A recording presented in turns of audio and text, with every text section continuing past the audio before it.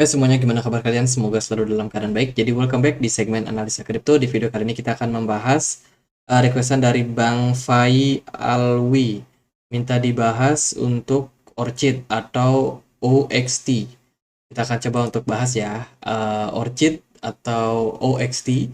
Teman-teman, ini merupakan sebuah project marketplace ya, marketplace. Kemudian juga sebuah virtual private network atau VPN bertenaga cryptocurrency. Dia diluncurkan di Desember 2019. Oxid menggambarkan dirinya sebagai jaringan privasi peer-to-peer dengan insentif pertama di dunia.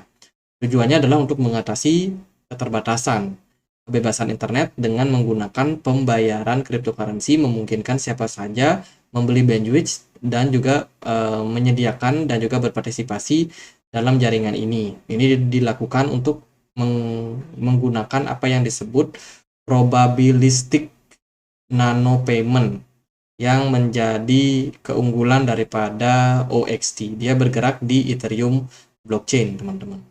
Nah, kalau kita langsung mampir ke websitenya, yang ini ya. Websitenya mereka mengatakan diri mereka adalah a decentralized marketplace. Dengan tenaga VPN, teman-teman, kita bisa melakukan transaksi di sini ya. Secara peer-to-peer dengan tentunya luas, jangkauan yang luas ya, tidak terbatas sama satu negara, bahkan kita bisa untuk mengakses ke negara lain dengan adanya bantuan VPN. Mereka juga menawarkan layanan yang namanya nano payment. Ini adalah layanan buat teman-teman yang mau melakukan transaksi dengan jumlah nominal yang kecil, teman-teman. Biasanya kan kalau pakai Bitcoin itu ada nominal tertentu ya, batasannya, teman-teman. Tapi mereka menawarkan yang namanya transaksi dengan nominal yang sangat-sangat kecil. Kemudian ini ada Orchid Account Manager. Ini fungsinya untuk kita mengatur keuangan kita nih. Ini ada aplikasi gitu, teman-teman. Kemudian mereka juga support untuk multi-chain, perdagangan multi-chain dengan banyak blockchain tentunya. Ya, sudah kompatibel juga sama Ethereum Virtual Machine. Itu sih teman-teman beberapa dilihat dari websitenya udah. Sekarang kita lihat dari Twitter.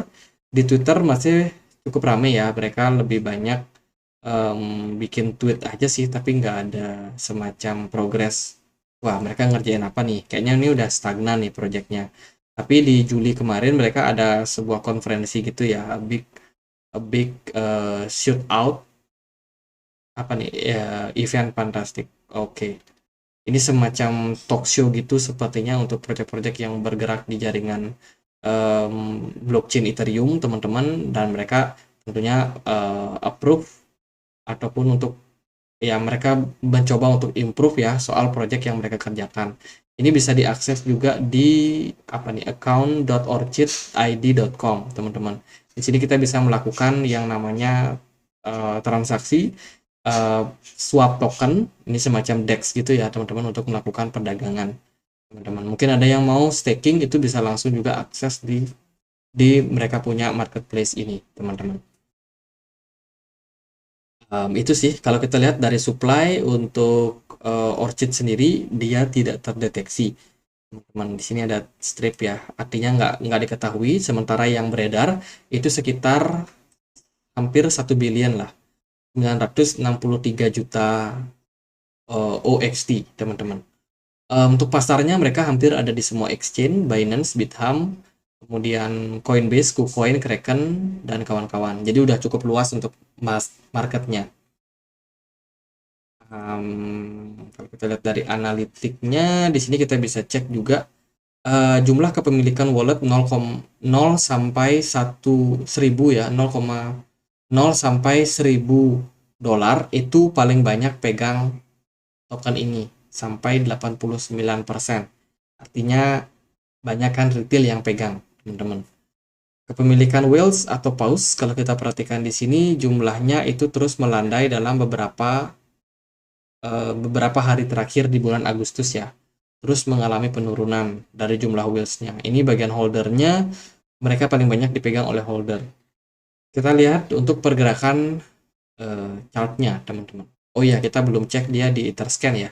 Di sini kita bisa lihat bagian holdernya, siapa sih yang pegang untuk token OXT ini paling banyak. dia dipegang oleh sebuah kontrak dengan kepemilikan sampai 10%.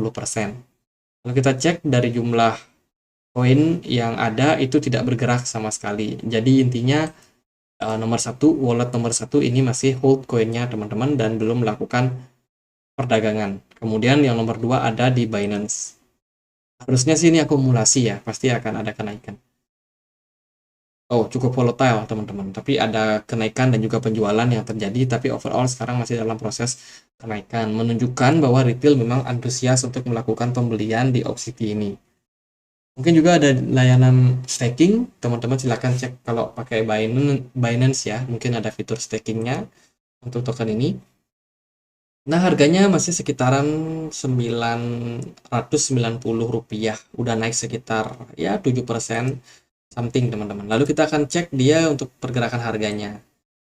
Dari pergerakan harga, menurut saya sih market masih cenderung downtrend ya. Market Bitcoin dan kawan-kawan masih downtrend, termasuk juga Opcity ini. Kalau kita perhatikan sejak dia listing di 2019 kemarin, pasarnya terus mengalami penurunan teman-teman. Apalagi 2021 itu benar-benar keras ya. Dari sebelumnya harganya hanya di kisaran $0,6, tiba-tiba turun sampai $0,06. Teman-teman, dan sekarang berada dalam posisi yang cukup low, cukup rendah lah. Kalau kita lihat sih dari supply yang cukup banyak, hampir 1 miliar, dan juga volume perdagangannya, kalau kita perhatikan itu di bulan Agustus awal kemarin, itu lumayan tinggi dan signifikan. Ini menunjukkan bahwa ada transaksi yang terjadi teman-teman dalam jangka waktu pendek, dan kalau kita perhatikan dari chartnya sebenarnya ini masih dalam proses penurunan ya, bergerak dalam sebuah descending channel, dan overall dia turun cukup parah teman-teman. Ya itu sih kalau kita lihat dari Orchid sendiri ya. Dan Januari kemarin itu ada sedikit kenaikan ketika penurunan dari Orchid ini sempat turun juga ngikutin Bitcoin ya kan. Tapi at the end dia nggak berhasil mempertahankan harganya, dan tekanan jual justru makin lama makin menjadi-jadi di bulan April sampai akhirnya puncaknya di bulan Juli kemarin. Kemarin Agustus sempat spike naik, volume pedagangnya tiba-tiba besar, tapi nggak berlangsung lama harganya dibanting kembali. Nah, untuk koin-koin yang menurut saya seperti ini, itu harus hati-hati kalau teman-teman mau masuk. Pertama, mungkin untuk investasi akan agak berat, teman-teman. Yang pertama ya masalah daripada volatilitas yang seperti ini ya. Padahal dia bisa diperdagangkan di banyak exchange loh. Artinya kan harusnya market mereka luas ya teman-teman. Tapi kalau kita melihat dari realita chartnya, menurut saya ini sangat-sangat berbahaya kalau teman-teman masuk, terutama kalau teman-teman nggak sabaran untuk cut loss. Misalkan teman-teman belinya di pucuk, nggak sabaran, ya kok turun nih, turun 10% dan sebagainya, teman-teman cut loss. Nah itu berbahaya banget teman-teman. Kalau kalian punya jiwa yang tenang, kalian sabar ya, cukup sabar dalam hal berinvestasi dan juga nggak all in juga, nah itu bisa dimanfaatkan untuk spekulasi.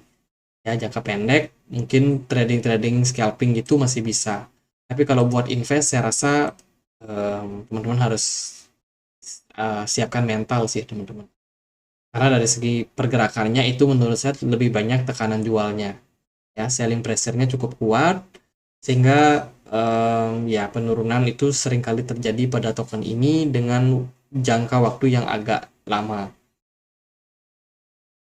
Ya paling gitu sih, BTC dominance-nya kembali menguat, kemudian Bitcoin juga masih cenderung lesu. Dengan posisi ini saya rasa sih altcoin bakalan tertekan teman-teman.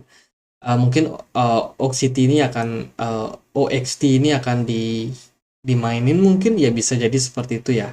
Karena kalau kita lihat dia salah satu daripada banyak kripto lain yang naik teman-teman. Jadi dia udah naik sekitar 10%. Dan kalau aku punya list di sini rata-rata minus ya. Rata-rata minus dan jarang banget ada yang naik teman-teman. Ini salah satunya yang lagi dimainin nih harganya. Jadi gitu aja buat OXT, semoga bisa bermanfaat. Kalau teman-teman ada pertanyaan yang lain, ada koin lain buat dibahas, bisa langsung tulis di kolom komentar. Jadi gitu aja, semoga bisa bermanfaat, dan akhir kata saya Andre, makasih.